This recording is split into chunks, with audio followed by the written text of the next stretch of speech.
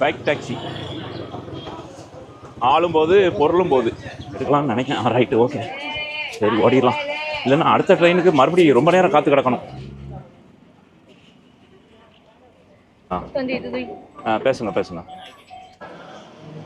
இவங்க என்ன பண்ணுறாங்கன்னா, அந்த அவரைக்காய் இருக்குல்ல, அந்த அவரைக்காயில் இருந்து அந்த விதையை தனியாக எடுக்காங்க, அவரைக்காவை தனியாக எடுக்காங்க. தனியாக எடுத்து இந்த பக்கம் விதையை தனியாக போட்டிருக்காங்க வியாபாரத்துக்கு.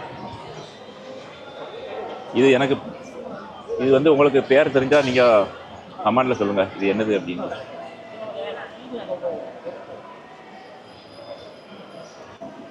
நாட்டு நெல்லிக்காய். நம்ம ஊரில் நாட்டு நெல்லிக்காய் பெருசாக இருக்கும். இது வந்து இந்த சீமை நெல்லிக்காய் மாதிரி குட்டியாக இருக்குங்க. அதுக்கப்புறம் இது வந்து புளியங்காய், அது கூட 6000 ரூபா. எல்லாம் ஆப்போசிட்டால இருக்குது. இப்போ தூக்கிட்டு போகிற ஸ்டைலில் பாருங்க, முள்ளங்கியை.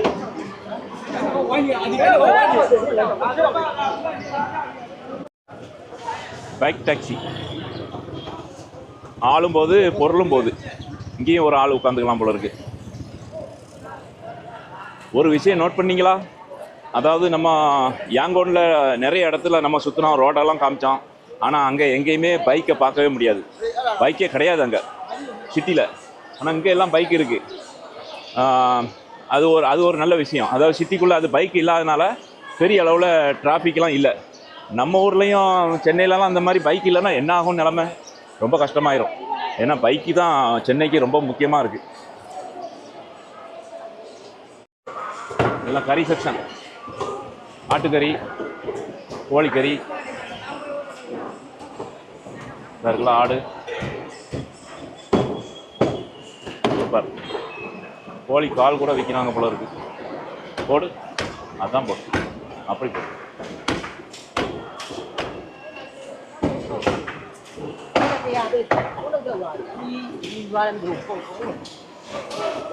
கோழி கால் எவ்வளோ கால் எங்களாப்பா? அன்னாச்சி பழம் அதே மாதிரி அதிகமாக பார்க்க முடியுது. இது வந்து ஒரு பழம் வந்து நம்ம ஒரு காசுக்கு 125 ரூபா. பழம் நல்ல பெரிய சைஸாக இருக்குது. கையில் எல்லாம் வந்து க்ளவுஸ் போட்டிருக்காங்க, இந்த முள்ளெல்லாம் குத்திரும் அப்படின்ட்டு. தர்பூசணி, இது சீத்தாப்பழம். இந்த சைடில் அவக்கோடா பெரிய சூப்பர் மார்க்கெட்டில் கொஞ்சம் போல தான் போட்டிருப்பாங்க. ஆனால் அங்கே என்ன கிலோ கணக்கில் இருக்குது.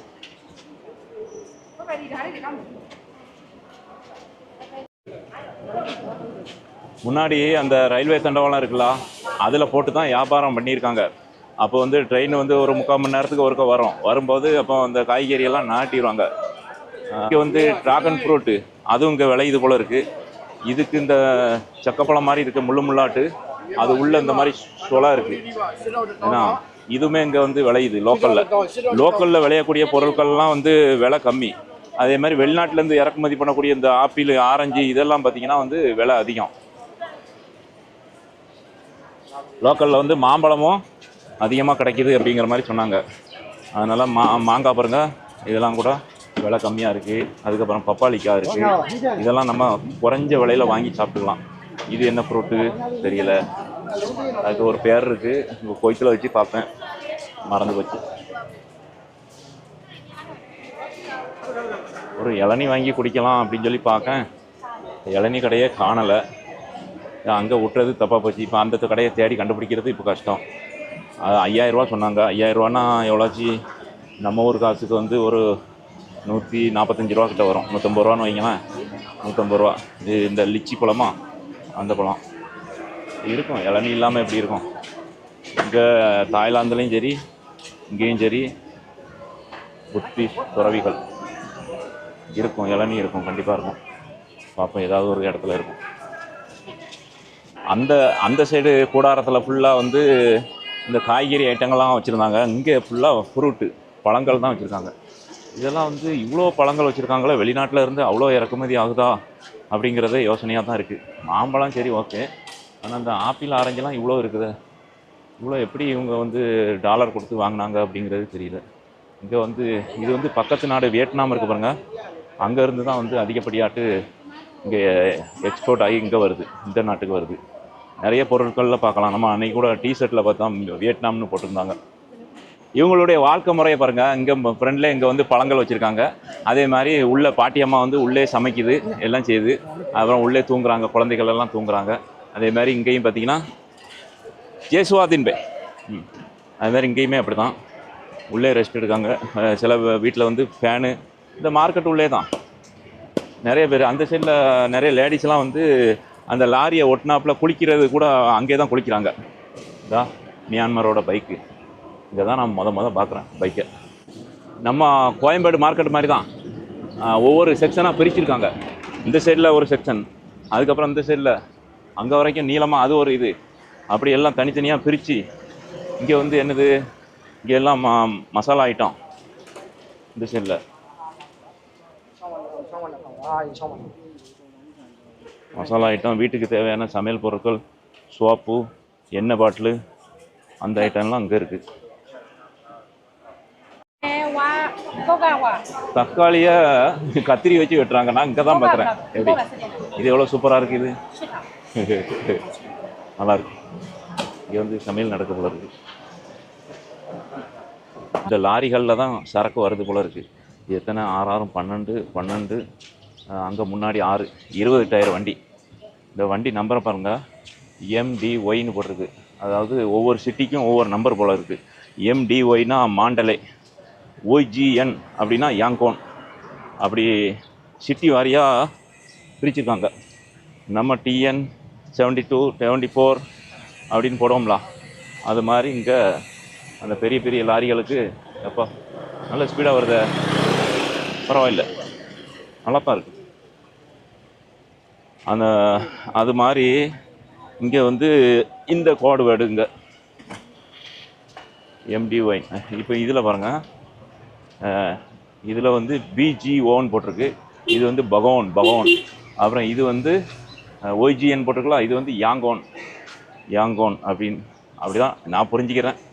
ஏன்னா அந்த பேர்லலாம் வந்து சிட்டி இருக்குது, அதை தான் அவங்க வந்து ஷார்ட்கட்டாக போட்டிருக்காங்க.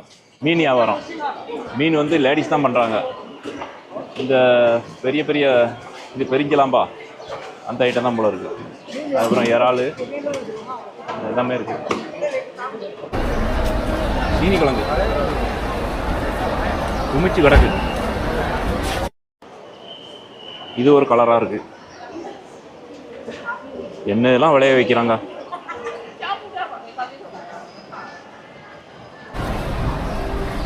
நம்ம ட்ரெயினில் பார்த்த பிள்ளை இங்கே வந்துருச்சு.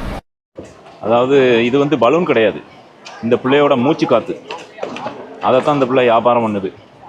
அவள் சின்ன வயசு பிள்ளை தான், அவ்வளோ தம் கட்டி அது ஊதணுமே. அவ்வளோத்தையும் என்ன ஆகும், நம்மலாம் ஒரு பலூனை ஊதுறதுக்கே போதும்னு ஆயிரும், மூச்சு வாங்கிடும். இந்த பிள்ளை அசால்ட்டாக ஊதிக்கிட்டு இருக்கு. ரொம்ப டயர்டாகி போச்சு, இதுக்கு மேலே தாங்காது. ஒரு இளநியை குடிப்போம். இங்கே எவ்வளோன்னு கேட்போமா? how much 5,000.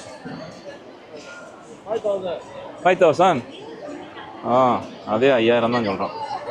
ஆனால் இதை விட அது பெருசாக இருக்குது. அது ஓகே.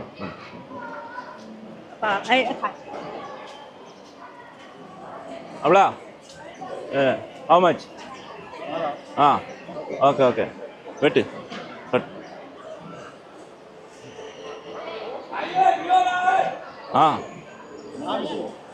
No cutting. கட் பண்ணி தர மாட்டான் நம்மள. நான் எப்படி சாப்பிட இதை?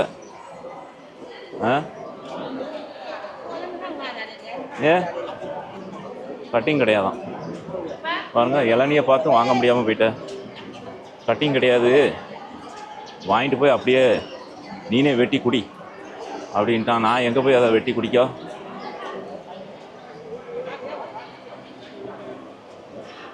மூணு 7 10 12 பழம், ஒரு டஜன் பழம் 3500. நம்ம ஏரியாவில் எவ்வளோவுக்கு வாங்குகிறோம் அப்படிங்கிறத நம்ம பார்ப்போம். அங்கே ஒரு ஆந்திராக்கார அக்கா விற்கிது, அது எவ்வளோக்கு விற்கிதுன்னு பார்ப்போம்.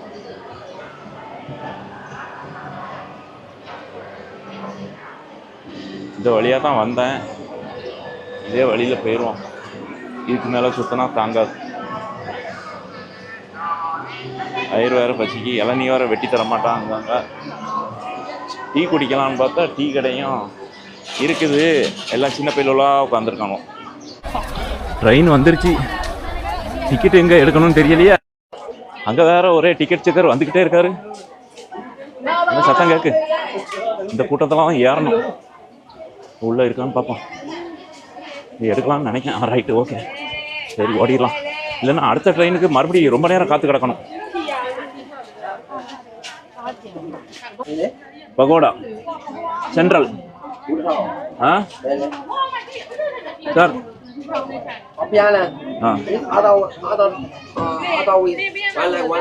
ஆன்லைன்.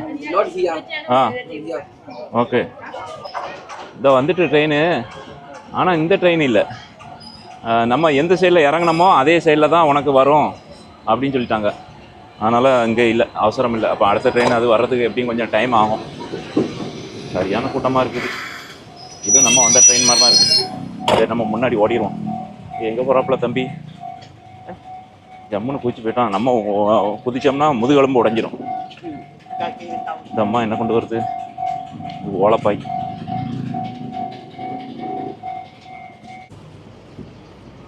ரயில்வே ஸ்டேஷனை விட்டு வெளியில் இந்த மாதிரி தான் இருக்குது. அதாவது நான் வரும்போது டிக்கெட் எடுத்துட்டேன். வரும்போது வந்து 1000 ரூபா கொடுத்தேன், சில்லறை இல்லைன்ட்டாங்க. ஆனால் இப்போ வந்து 500 ரூபா கரெக்டாக கொடுத்துட்டாரு. இதெல்லாம் வந்து சிட்டிலேருந்து வெளியில் போகிறது, வெளியிலேருந்து உள்ளே வர்றது, அந்த முக்கியமான ஹைவே ரோடு போல் இருக்குது. கார்கள்லாம் ஏகப்பட்ட கார்கள் இருக்குது. இங்கேயாவது ஏதாவது கடையில் டீ ஏதாவது சாப்பிட்லாம் அப்படின்னு வந்தேன். டீயும் பெருசாக இருக்கிற மாதிரி தெரியல. சரி, இப்போ நம்ம ஏரியாவுக்கு போனால் தான் இது கதை நடக்கும். இங்கே வந்து இப்போ இந்த ரயில்வே ட்ராக்கு க்ளோஸ் பண்ணிடுவாங்கன்னு சொல்லிட்டு வேக வேகமாக போகிறாங்க. இதெல்லாம் வந்து பைக்கு, வாடகை பைக் டாக்ஸி. இதில் எத்தனை ஒரு 2-3 பேர் உட்காரலாம் போல இருக்குது. அந்த சைடு ஒரு ஆள், இந்த சைடு ஒரு ஆள், அப்புறம் இதில் பின்பக்கம் ஒரு ஆள், அப்படி 3-4 பேர் உட்காரலாம். ரயில்வே ஸ்டேஷனில் வெயிட் பண்ணுவோம். இந்த ட்ரெயினை விட்டுட்டா அடுத்தால மணிக்கணக்கில் காற்று கிடக்க வேண்டியிருக்கும். இங்கே ஒரு கடை இருக்குது. அந்த கடையில் ஏதாவது ஜூஸ் ஏதாவது இருக்கான்னு பார்ப்போம். தண்ணி பாட்டில் ஒன்று சின்னது எடுத்து போட்டு வந்தேன். அது பார்ப்போம். நம்ம திங்கிறதுக்கு எதுவும் வச்சுருக்கா அந்த பிள்ளை? வயிறு பசிக்கு நாஸ்டா பண்ணலாம், ஒன்றும் செய்யலை. ஹலோ, நீங்களாப்பா?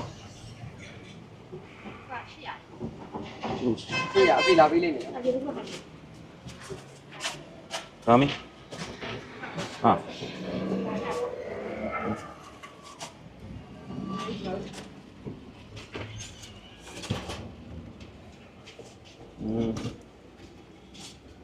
எனர்ஜி இது ஒன்று எடுத்துக்கிறோம். கேக் ஏதாவது இருக்கா? ஒரு கேக் எடுத்துக்குவோம். டேஸ்ட்டு தான் அங்கே உள்ளதுலாம் ஒரு வித்தியாசமான டேஸ்ட்டாக இருக்குது.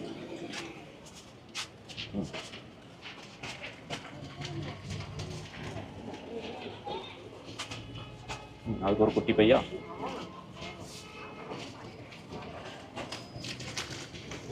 How much? 2000. Okay.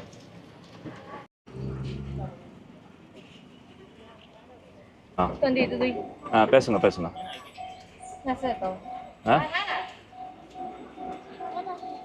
Work what work? என்ன வேலை செய்றீங்க?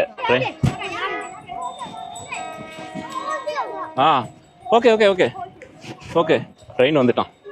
2.5 மணி நேரம் இருக்குது அப்படின்னு அந்த பிள்ளை சொல்லிட்டு, நானும் என்னடா இது இவ்வளோ நேரம் ஆகுதா என்ன செய்ய அப்படின்னு பார்த்தேன். சரி கொஞ்சம் நேரம் பேசிகிட்டு இருக்கலான்னு பார்த்தா அது கூட பொறுக்கல. ட்ரெயின் வந்துருச்சு இங்கே. அதுக்குள்ளே